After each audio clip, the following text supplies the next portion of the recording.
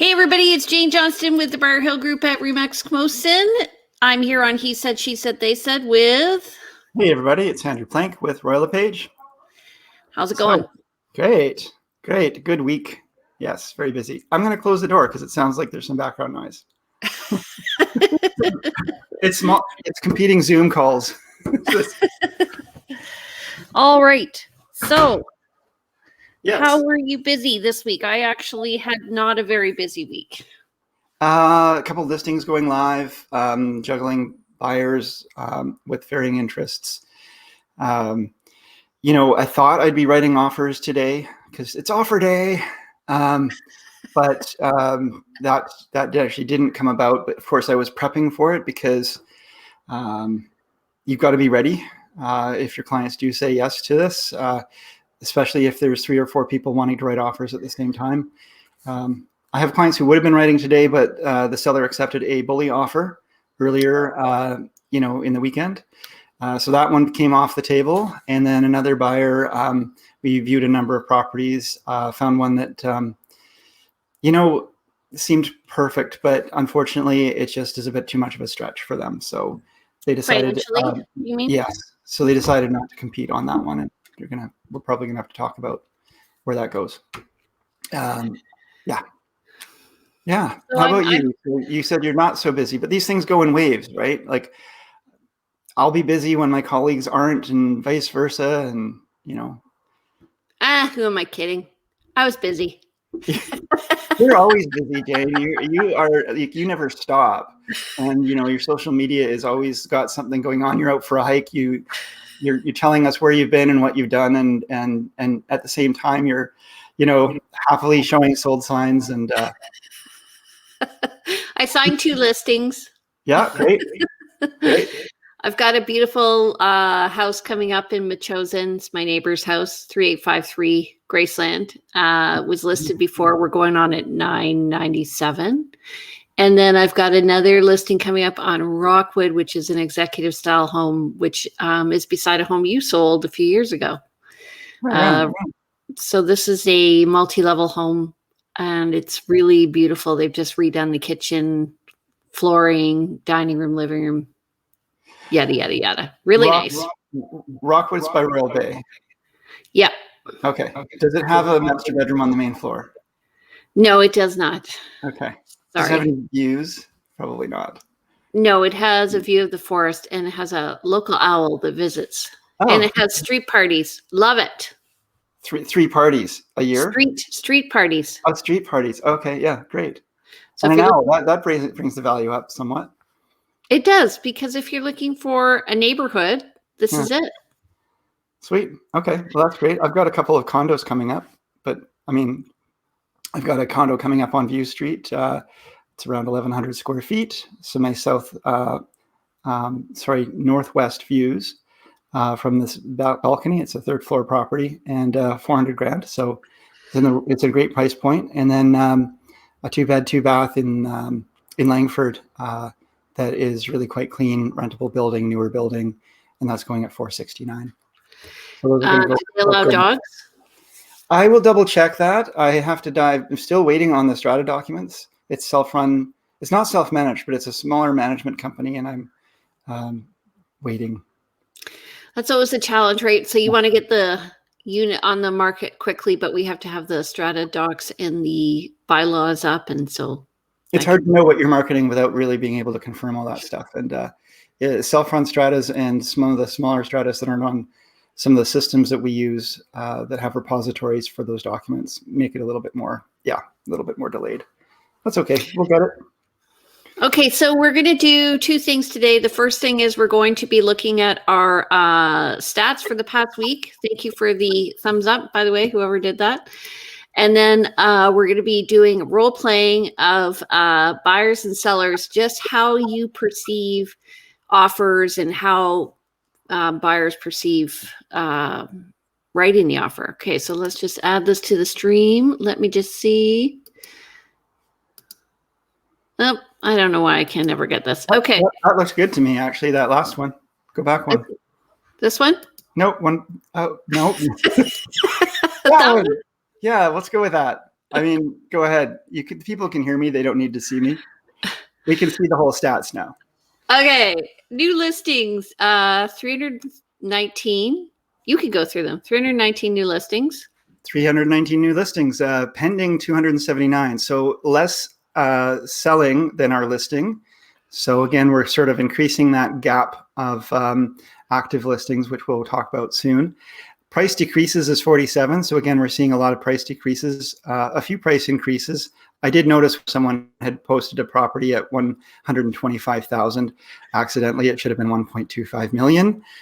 So these things happen, and that's sometimes why it's a price increase as well. 4 back on market, which is not an issue. Expired though, there's 22 expireds, and that's interesting to see. Again, there's this fallacy out there that everything sells, and once again, although 319 new listings, 279 sales, what is that? Maybe 6-7% expired.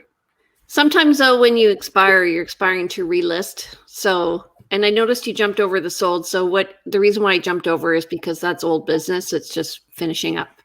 Well, I've already talked about sold because the pendings become solds, and it's the pendings we're really wanting to focus on. Sold is just the fact that the transaction happened somewhere in that week, and because a lot of transactions happen end of the month, it tends to skew the numbers, and we really don't focus on those. Yep.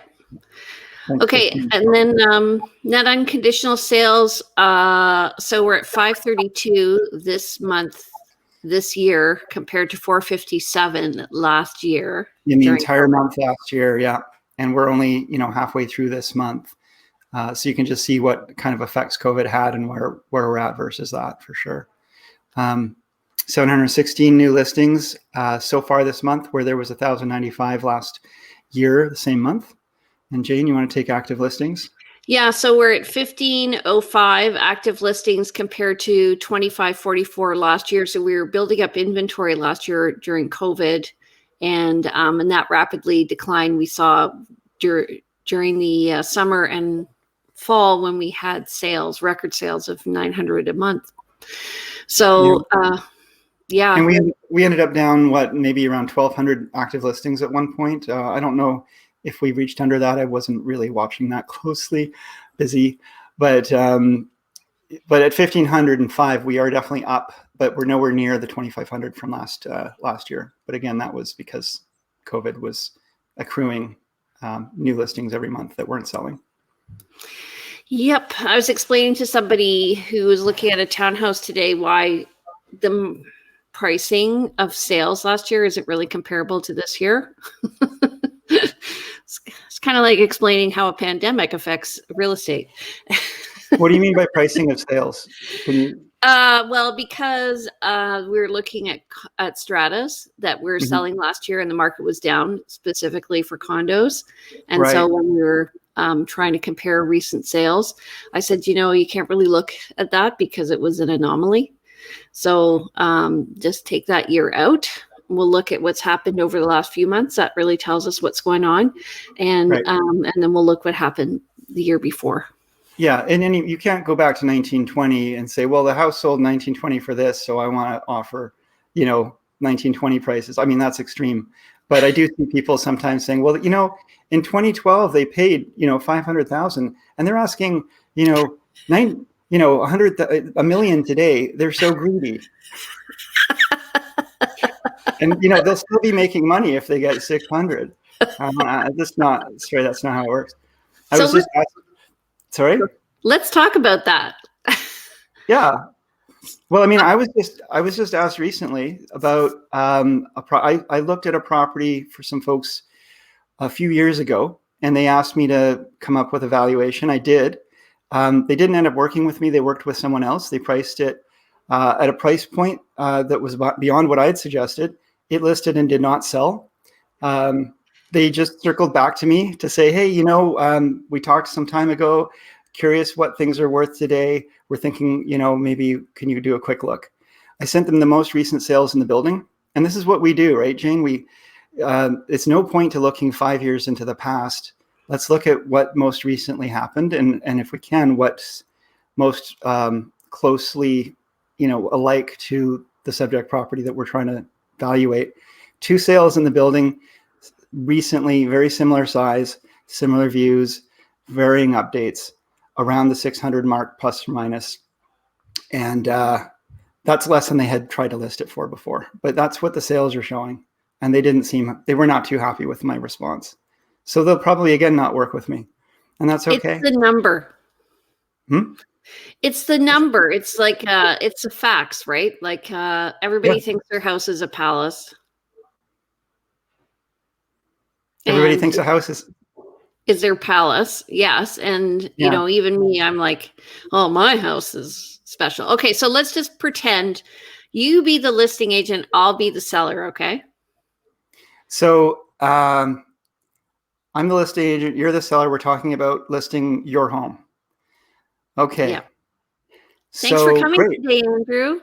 Yeah, thanks. It's great to be here. And thanks for the tour of your home. It's lovely. You know, I've seen it before. I came back, I did a bunch of research. Now I've got some comparable properties to show you. So I'd like you to show you these various properties that I think for various reasons are similar in value to your home. What do you think of these 3? Well, I think mine's much better. I mean, I don't want to give it away. Yeah, right. Have you seen inside of these ones? I drove by, you know, I drive the neighborhood. I know what's going on here. I mean, my house, I mean, I updated my kitchen 10 years ago. Right. Mm-hmm. It's fabulous. It was fabulous 10 years ago. This is not going to get me the listing, folks. It was fabulous 10 years ago, but not today. This is, let's do some internal dialogue. I'm being difficult, but often, okay, so for instance, in this house, yes, it was actually my listing that I ended up buying, but it was all colors of the rainbow. And I said, I think you should paint the house, paint the interior. Mm-hmm. And they said no. And it really affected people's perception. So do you think I should paint this? Yes. I early on in my career, I read a book about real estate sales, and the advice from this agent, this veteran agent, said, if a seller or a client asks you something that would make your life easier, the answer is always yes. But should you paint it? I mean, the question really comes down to where are we at in the market cycle? Sometimes doing a lot of work, and if it means that you're going to be waiting and taking 3 months, and right now trades are hard to get, maybe it means that you're not going on market till the summertime. And right now it's it's mating season for houses. It's white hot. I know, eh? Look at your eyes. I like to call spring mating season for houses. It's mating season. Everybody's active. Everybody's eyes are wide and seeing everything with rose-colored glasses, and it's a good time for people to make moves. So if it means that you're not going to have your home on market when it's the best time to list it, then maybe you don't paint it, and we still get hopefully we still get a quick sale on good value. You'd get more if it had been painted, but you might risk missing out on the market opportunities now. That's my talk on that. Okay, so so what price do you think we should list it at? So right now in the market that we're experiencing, you cannot underprice a home because, you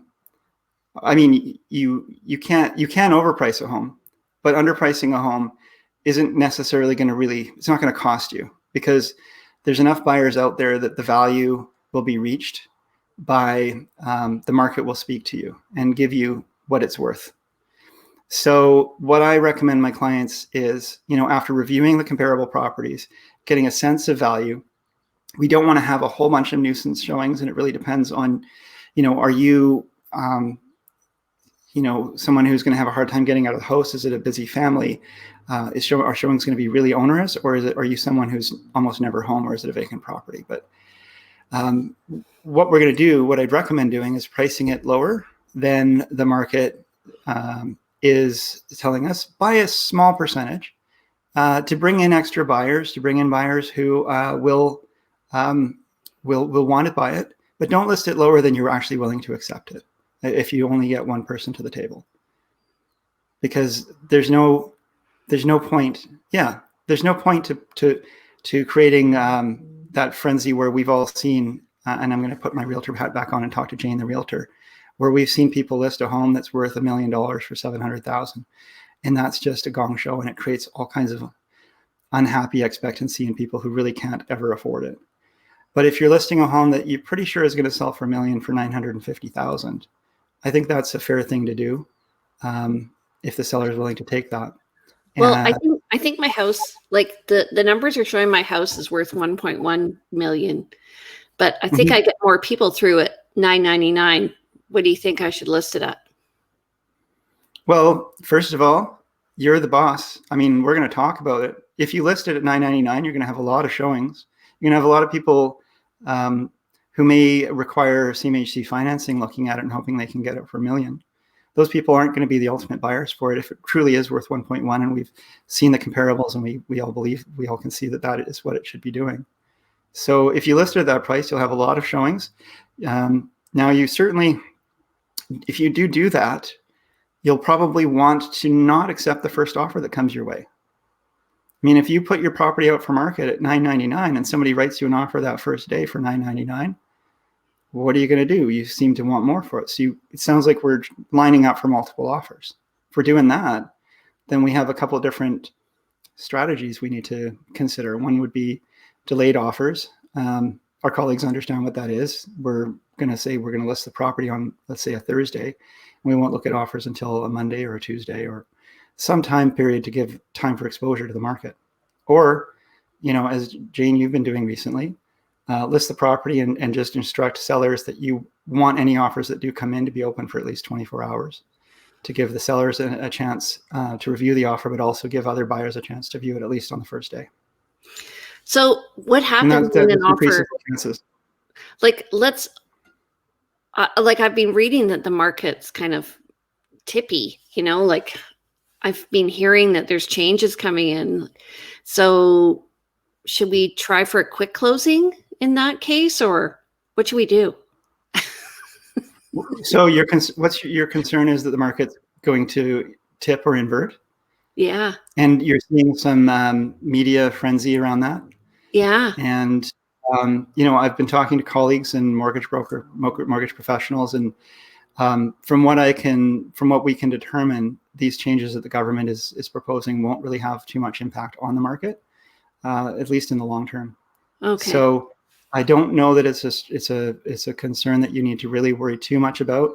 I do always believe if you're ready to put your property on market and the market is active and showing that it's ready to take your home, then it's a good time to sell.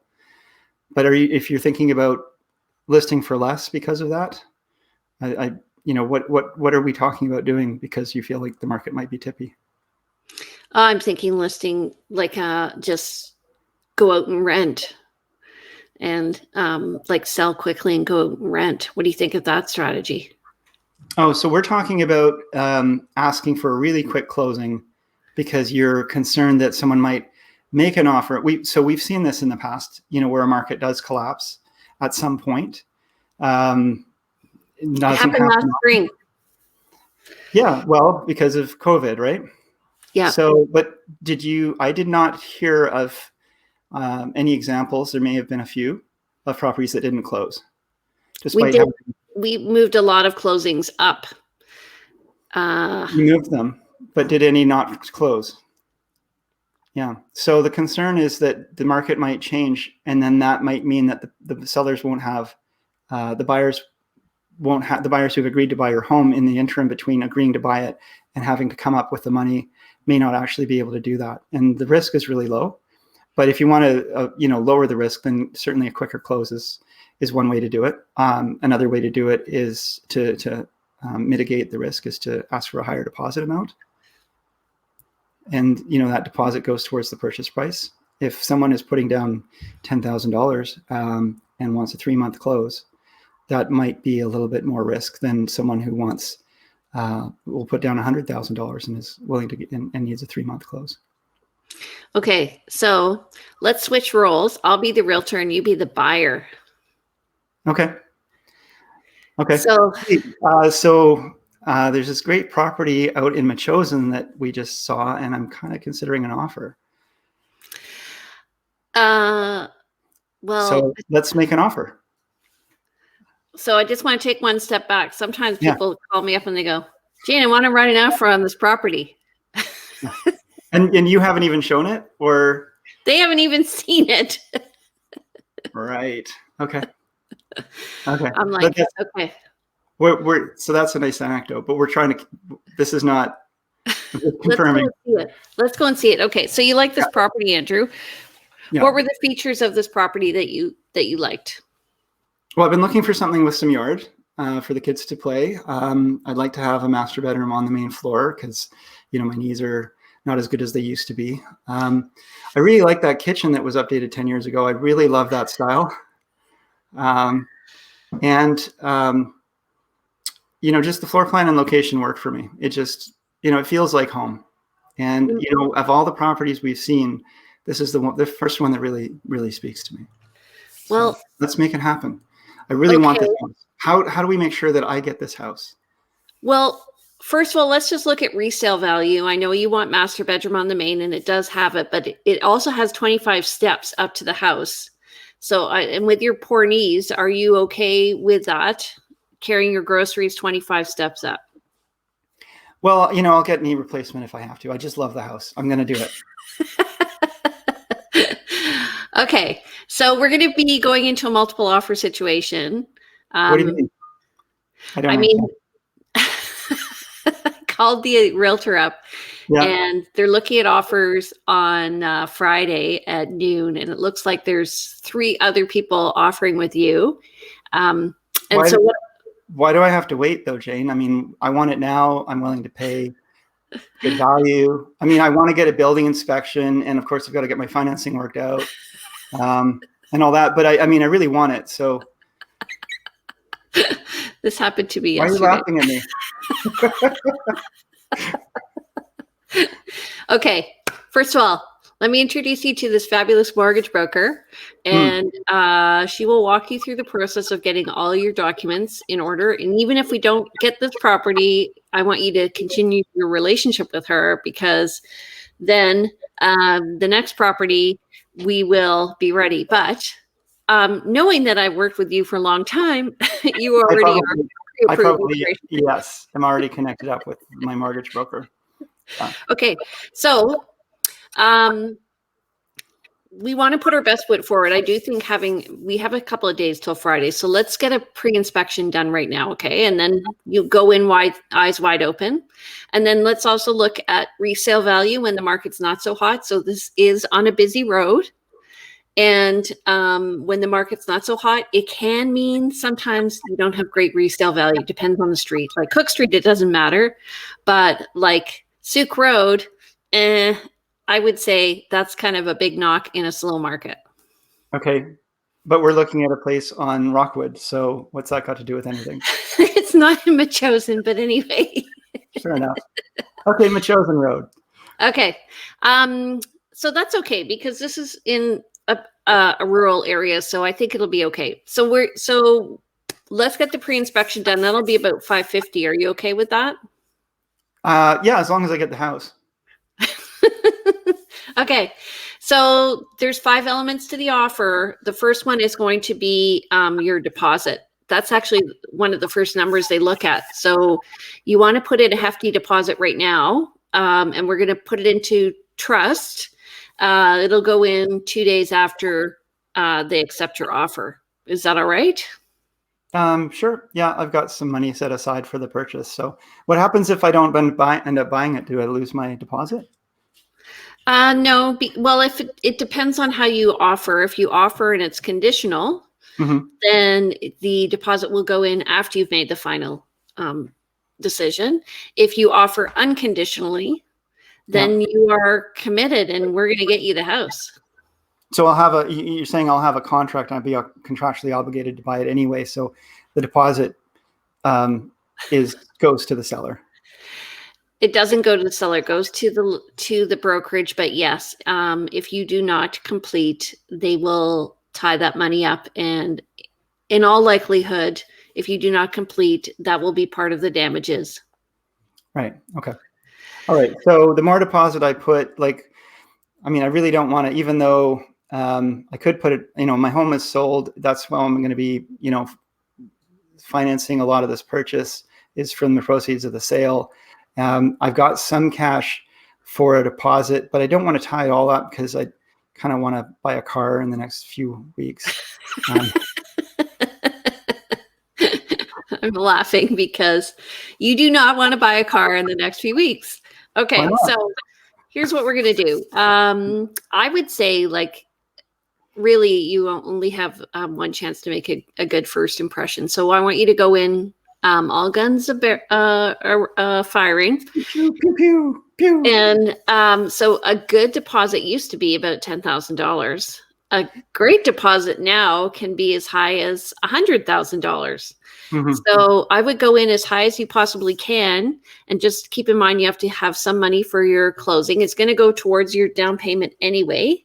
Right. So, and maybe you might need a line of credit on your house. Do you have something like that arranged? I can get that figured out. That's not a problem. So what you're telling me, Jane, is that if I'm making an offer on offer day and it's competing against 3 to 5 other agents, and my offer is kind of close to the other agents, if my offer has a really strong deposit and maybe the other ones don't, are you saying that'll catch the seller's attention? I mean, at the end of the day, they're still going to get their money. Absolutely. And it's funny because it's one of those things where in the end, relatively speaking, it doesn't make a difference to you, but to the seller, it offers them a lot of assurance that you're going to complete on the purchase, and it gives them trust in the process. So, okay. So then the next thing is price. So we're looking at, this house is priced at $999. And that's obviously to entice people to bring in an offer. Right. I think it's probably worth maybe like $1,050,000 to $1,100,000. So how do you know what it's worth, Jane? Well, I've looked at these comparables. Yeah, actually, it's very much like that house we saw down the road that just sold. It's and it just sold for $1,150,000.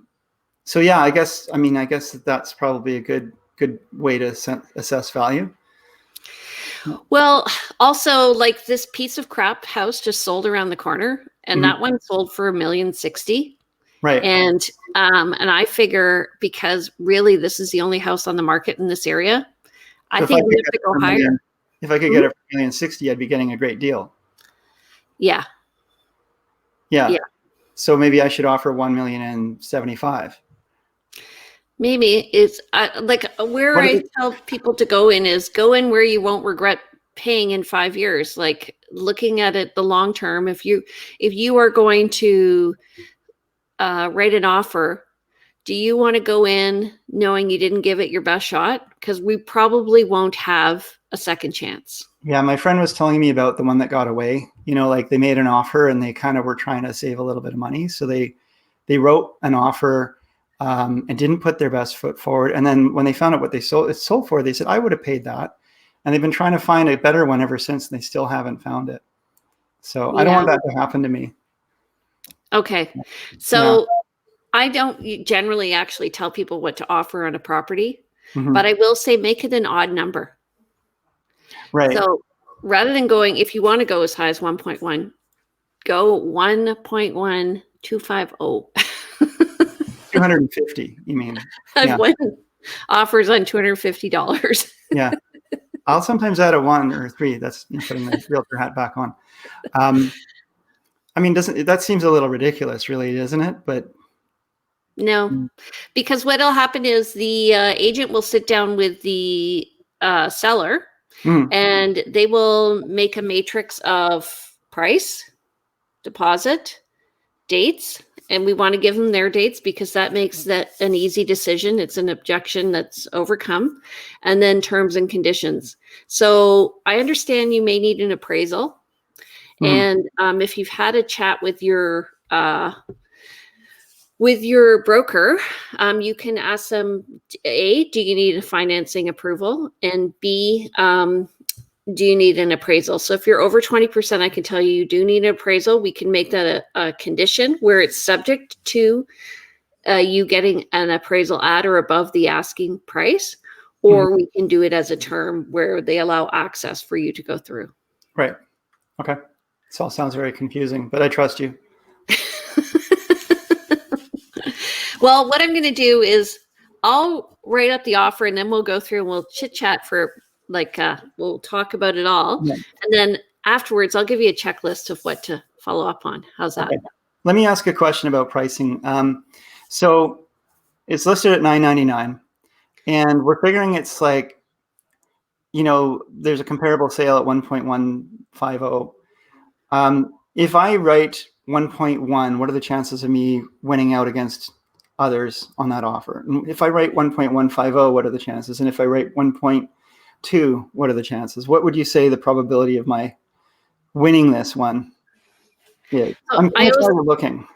Okay, so I always give people 3 numbers.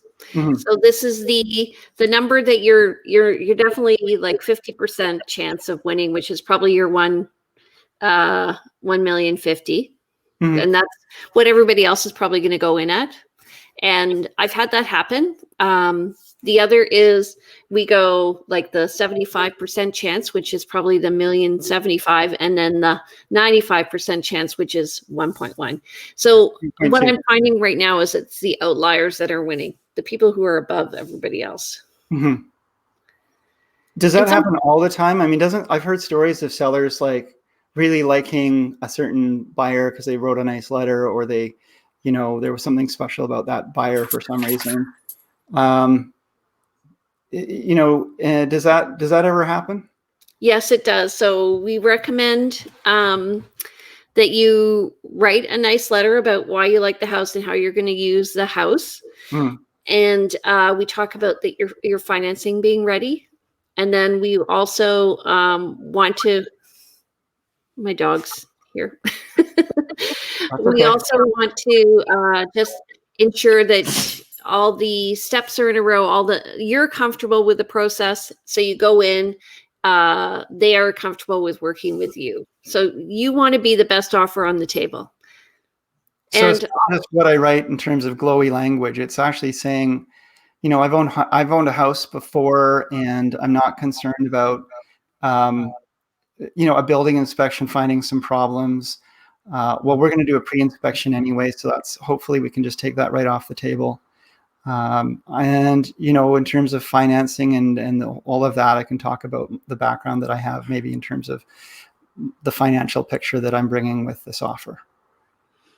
Look at you dance. Yeah. I mean, you're obviously the ideal client, but often, like yesterday, a client said to me, well, this property sold in that complex last year for a lot less than what this is being asked for. And how do I know it's worth what it's worth?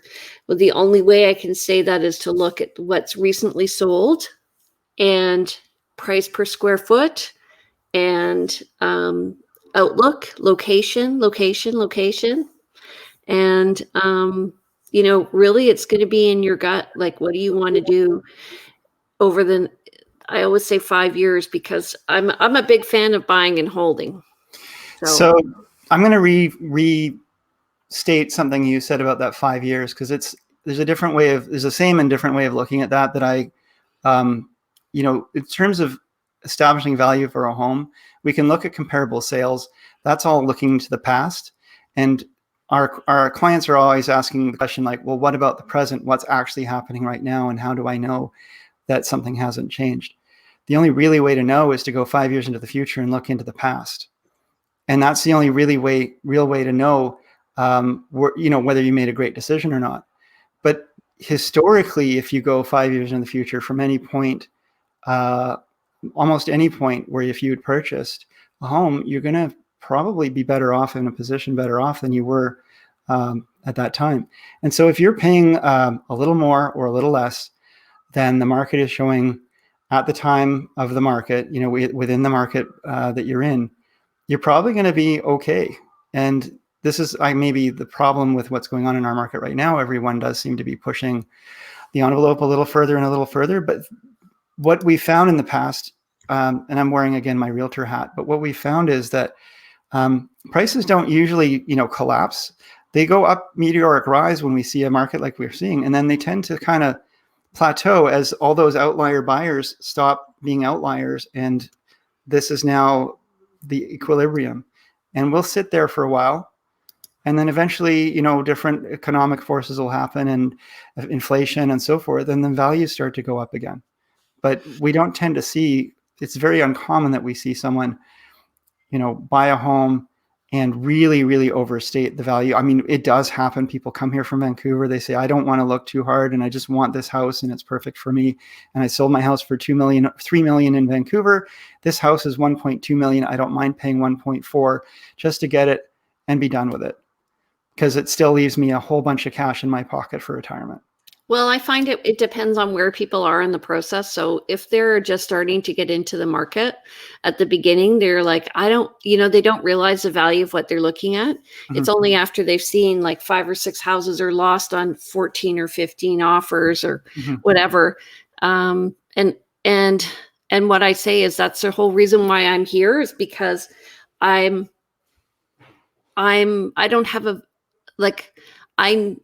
know I'm going to be with you for the long term. So whether or not you buy this house or another house, it doesn't matter to me. I want you to buy the house that's best for you. So, you can say no to this house, but I'm also here telling you this is a great quality home for mm-hmm. the price and from what I've seen. And that's the whole reason why I have an agent, is because they really are somewhat impartial. Like I've told people, I wouldn't buy this house. Like, if you want to ask me my opinion, would I buy this house? No. Would I buy this house? Absolutely. Depends.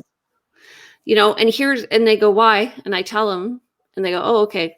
Like, I get it. Either or. Yeah. Everyone's needs are different, and everybody has, we can't always read our clients 100%. They don't always share everything with us 100%. So they may have some reason for wanting to buy this particular home in a particular area for some reason that we can't understand. And that's fine. I wouldn't stand in the way of that.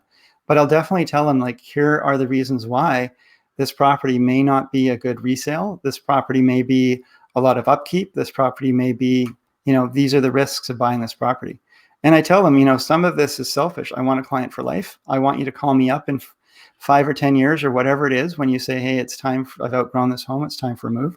And I don't want to have to say, look, we're going to have trouble selling this because, you bought a dog of a home. No, don't buy that home on a busy street if you can help it. All of that. These are the reasons why. But, you will always, you make your decisions. So you have, I was going to say, I have one client, every time we go into a character home, they're like, I love this home. I have another client right now who they just love houses. They love houses, and they go in and they love the house, and then they go away and they think about it, and, and they come away with really good points about why it doesn't work. And I totally agree with them. And so they're not interested in buying the wrong house. They're interested in buying the right house for them. So I went and looked at a property. The house was a beautiful home. And then I got to the master bedroom, and the ceilings were like this. And so I was doing it on my camera.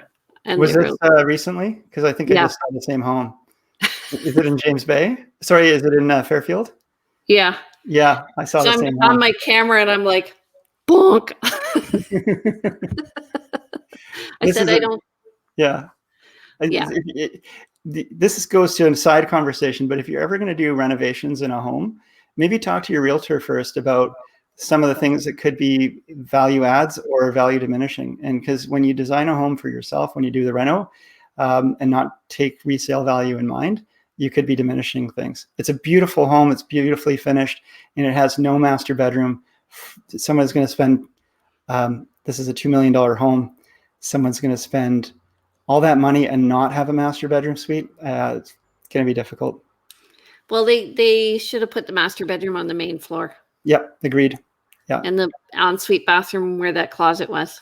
We spent most of our showing like just trying to figure out how to make a master bedroom there. But it was so lovely anyway. And We digress. Yeah. So I was walking through the home doing my tour, and then I got up to the master bedroom. I'm like, yeah, same. There was a lot of perplexed looks. And my clients had come from Vancouver to look at it. I mean, they'd looked at floor plans and everything, but you don't really see the ceiling height, I guess, when you look at the floor plans.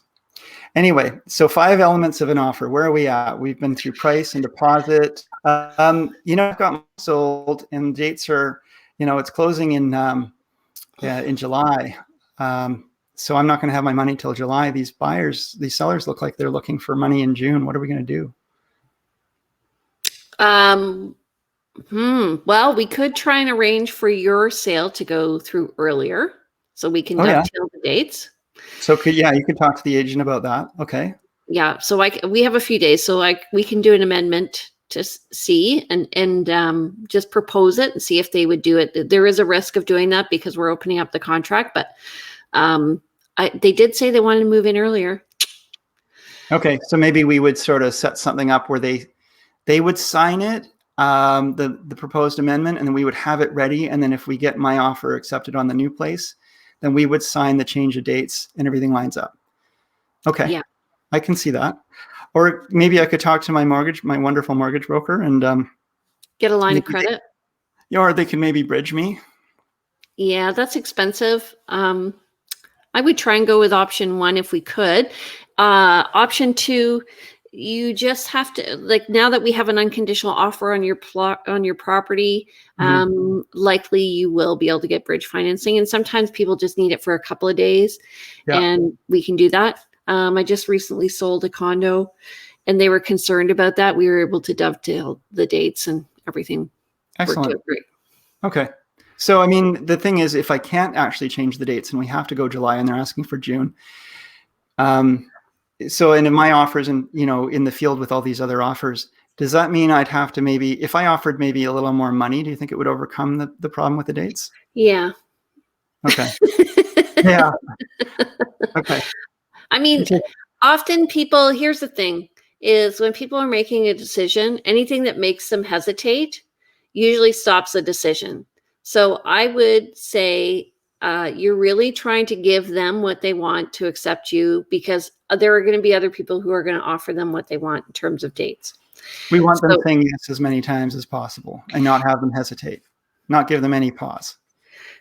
Yeah. And I mean, this is why what we can do also with your mortgage broker is submit a kind of dummy offer to the broker with a copy of the listing and say, this is what we propose to offer. This is how high we're willing to go. Can you pre-approve this before Friday? So and then seems to me, Jane Realtor, that in the market as it is right now, I mean, I've heard of markets where, I want an agent who's going to negotiate hard for me and get the best price and, get the dates I want.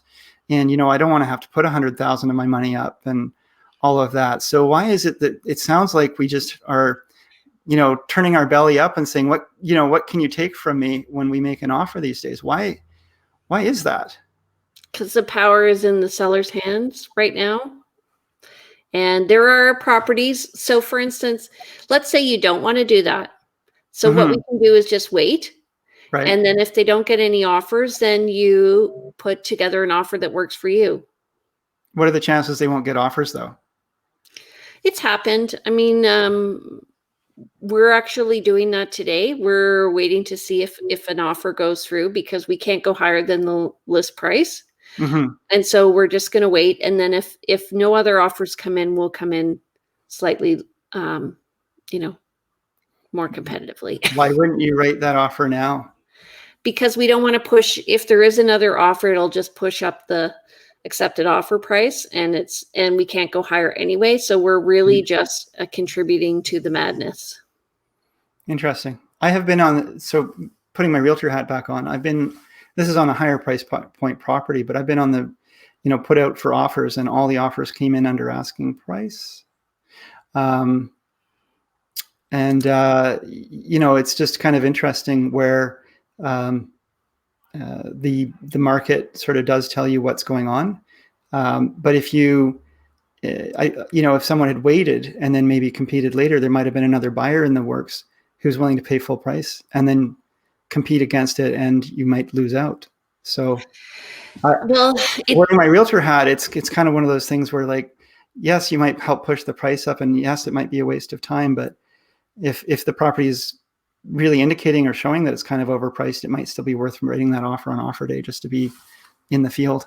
There's nothing worse than seeing that it sold for under asking price on that day, and when you call up and find out what it sold for, your client's going to be a little unhappy. I mean, normally I would agree with you, but the price point on this place is very competitive, right, and there are only 4 of them in the city in Greater Victoria. Yeah. So you're saving yourself and your client some time and trouble, really. It's the first place they've seen. I don't have their financing fully set up, and I don't want to put them and the seller through an emotional roller coaster ride if they're not ready. Because I personally, for my own integrity, I won't write an offer unless somebody is fully qualified. Right. Okay. Good. So, yeah. Understood. And so if you wouldn't also probably recommend a pre-inspection in this case because, again, they're not going to be competitive. So why would you want them to waste their money?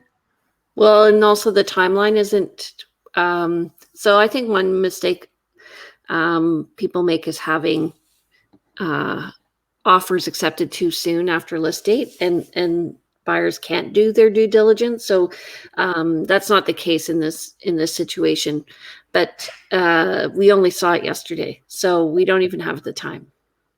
Right. There's no time to do due diligence. And so from a safety perspective, it's better to wait and see what happens. And then if you can negotiate an offer under asking price with conditions, kind of like an old school offer.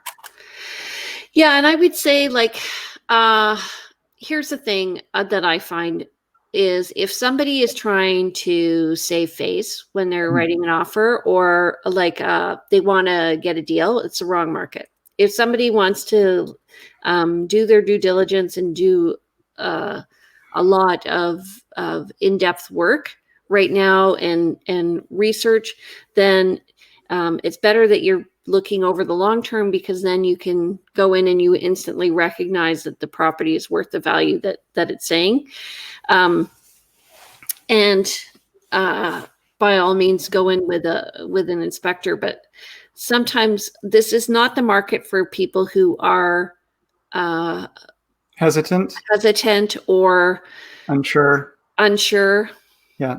So, and I think we were talking about the K economy. Like, there's two groups that are coming out of this pandemic. One is they're going this way and the other is going this way. And the fast decision makers, I think, unfortunately, have an advantage right now because they're willing to take the risk. And I think it's paid off. I think we are going into a bit of a flattening, what you're saying, because the outliers. So just to be clear, you were just talking about the K economy, and that's regarding economy. But when you're talking flatlining, you're talking about the real estate market. Yeah, prices. Yeah. Okay. I've certainly seen there's buyers out there either looking for a deal or who just really don't have the confidence either in their realtor and themselves in the process. They don't trust the system. There's something going on for them that's causing hesitation. And there's all kinds of sayings about hesitation. And I, like to talk about, having decisiveness. And, once you've made a decision, once you know what you're looking for, just like people put vision boards out there, when you really know what you want and what you're looking for and have made that goal for yourself, then things will come about to make that happen. But if you're unsure, and, you and I have both worked with people, couples who aren't on the same page, once that is death to the ability to make a good competitive offer. You either make poor decisions and you get into something you shouldn't have, or you don't make decisions and don't get into something that you should have. And either is really problematic. So communication, understanding, learning and understanding the process. Both Jane and I really like to have clients who are curious, who want to know. We're happy to take the time to answer all the questions, really educate people so they can go into this strong. And once they are in that case, then hopefully it overcomes any of the hesitations they had before. But definitely we all have clients who come and go who they're not really ready. And I've seen for years people saying, well, the market's probably going to crash. I don't want to risk my investment. And 5 years later, 10 years later, 15 years later, we've been in this industry now. Some of those people still haven't purchased a home. Yeah. And if they'd overpaid for a home, if they'd ever paid for a home back in, 2004 or in 2015 or in any of those time frames, go 5 years into the past or whatever, even if they'd overpaid by, 3-5%, whatever it is, property values have continued to steamroll up and up and up and up. And looking into the past, it would have been the best decision they made in their life. Yeah. And I've had clients who, when they did a renovation or they bought a new home or whatever, they made a decision, oh, we can't afford this right now. Like one client bought a house behind VGH and they didn't pay the extra $10,000 to increase the height of the basement. This was 20 years ago. So this was a new construction home. Yeah. And so as a result, they've moved twice since then because they still haven't found the perfect home. Whereas if they had just paid the $10,000 extra, which was a big chunk back then, and they were, and that's not to say that real estate's for everybody. It all depends on what your own values are. But for me, I have done better owning real estate than anything else. Yeah, absolutely. And anybody I've seen who has done well in life are people who have either bought and held, or have bought and been able to cycle up through the market, through the property ladder. And, there are people out there looking for the perfect home. And that can be really difficult, especially when you're starting out and they're waiting to get this, they want their end result at the very beginning of their life. And, just get a foothold, get into something so you're not, cycling your rent, rents are always going up. You're just a slave to the rental market. Get yourself something, get a foot in the door, and then start to leverage that into more and more. Yeah. Yeah. So. It's been hard in this market to work with somebody,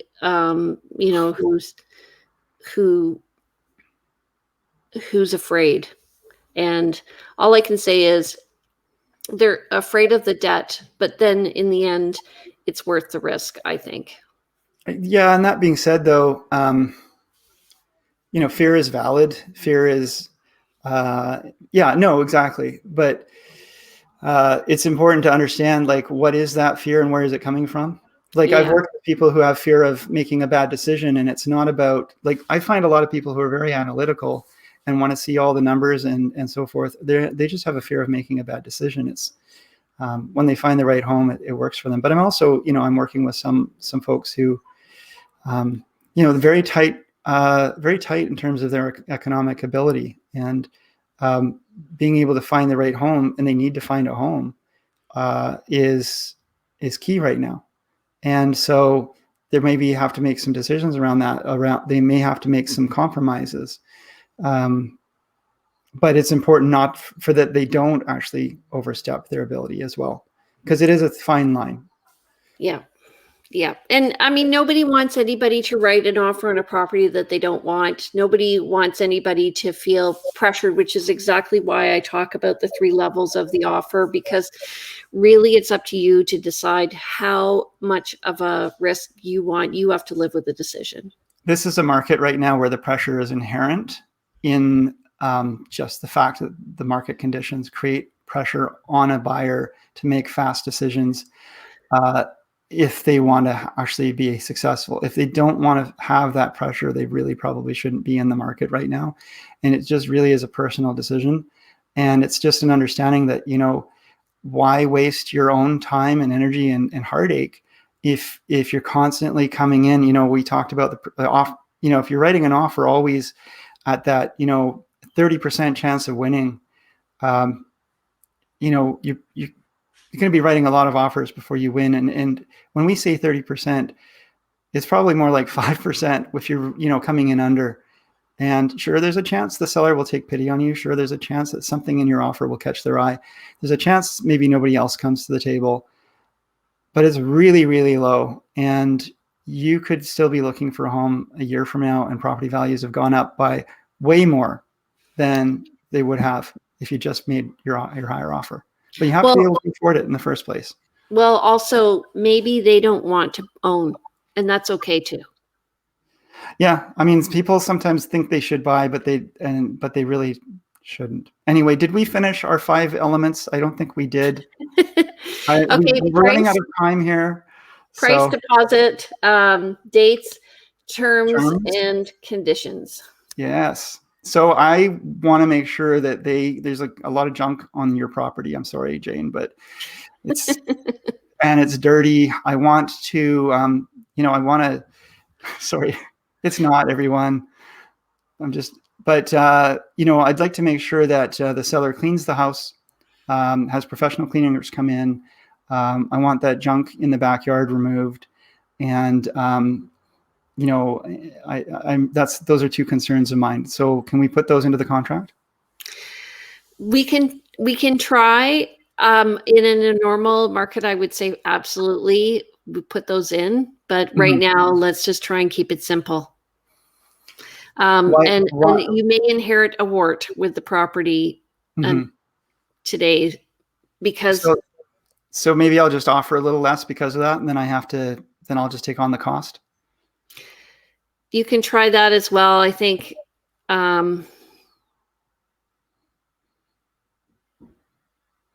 Depends what the junk is. If it's wood or something easily disposable, if it's asbestos, oh my God, you don't want that. I have to see what the junk is. There's a bunch of asbestos in the backyard. That's fun. I mean, in that situation, in a regular market, I've had a holdback of $5,000 where the seller had to remove it, or we held back to $5,000 and the seller removed it. Right. In today's market, it depends on what. It could be as is, whereas. Right.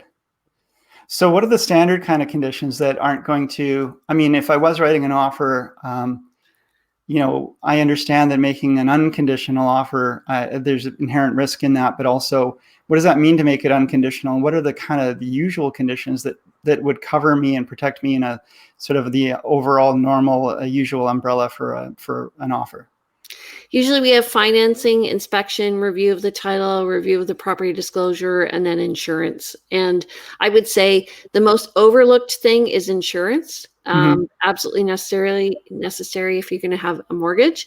But many people think it's easy to get. It can be a challenge, depending on what the water pipes and the plumbing are made of.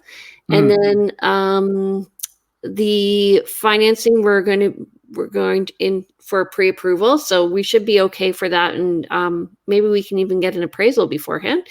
And then the inspection, we can do a pre-inspection, and then property disclosure, they have sent us one. Just understand that that's a starting point, and that that's usually the beginning point for questions, not the answers. So, and sometimes they're not filled out correctly, so we're just going to double check that.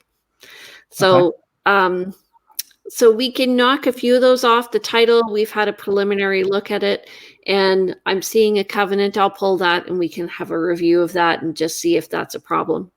Okay. Oh, by the way, it says no cutting of trees. Are you okay with that? Oh, yeah, that's fine. That's the place on Rockwood, isn't it? I know it is. Actually, it's the place on Metchosin. Is it? Okay. Rockwood as well. Okay, so no cutting of trees. That's fine. I wasn't planning on cutting trees. I love the trees, and I love my owl and all of that. So that's great. So I've got my financing lined up. That's wonderful. We're talking about a pre-inspection. Surprised the seller didn't do their own pre-inspection, and then instead of 5 agents getting inspectors through, we can just look at one. That's too bad. But okay, we'll get a pre-inspection because I really want this place, knowing that that could be money down the toilet if I don't get it. We'll do that. The title, yeah, I'm not concerned about that covenant. I've read through it. Thanks for sending it to me. It's pretty clear what it is. I had a lawyer review it. We're good with that. So yeah, I'm good with making an unconditional offer, even though I haven't really got the financing together for sure, but I'm pretty sure that it's going to go forward. My lender has said it's a 90% chance, and I really want this property. So I'm going to do that. Can you write up an unconditional offer for me, please? Yeah, let's all just chat with your mortgage broker first, and then we'll go do that. Okay. Yeah. So, I mean, what's the risk if I make an offer and I can't get my financing? I mean, I just won't give them the deposit, right? Then you talk to your lawyer. Oh, okay. Oh, I've got a good lawyer, so that's good. But don't put yourself at risk. Okay. So let's just talk to the mortgage broker, make sure everything's okay, and then we can go ahead from there. Okay? Yeah. Oh, but why don't we're going to put this together and we're going to make a really good offer. And they're looking at offers Friday. I really want this offer to go in like today. We can try that. It can piss off the seller. You have to just check with the agent and see if they're amenable to something like that, because some people consider that disrespectful. Other people are okay with that. So I just have to check and see what the fine points are, and if the seller's made an advanced decision on that. Yeah, because that last one I really liked that I was going to write an offer on. It ended up selling before I had a chance to write an offer on it because they looked at offers sooner. So I don't want that to happen to me. Okay, well, let's get everything. Let's just write up the offer right now. Yeah. If that happens, we'll be prepared. I'll tell the agent to let the offers come in. Yeah. Okay. Good idea. And then we'll go from there. Okay. Yeah. Sounds good. Wow. I'm really glad that I'm working with you, Jane. I'm glad. You're like the ideal client anytime. No problem.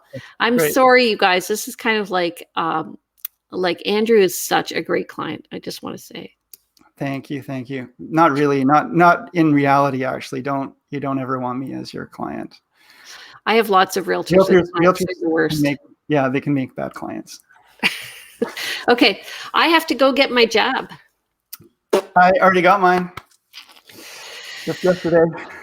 Okay, good. Well, go get jabbed. And thanks everybody for watching. Hopefully we were able to entertain you and educate you somewhat.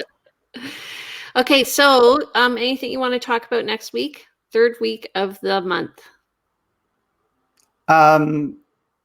We really have to be more prepared on that. But no, I don't have anything at all I want to talk about. I think we should just have silence. Let's just do like a Zen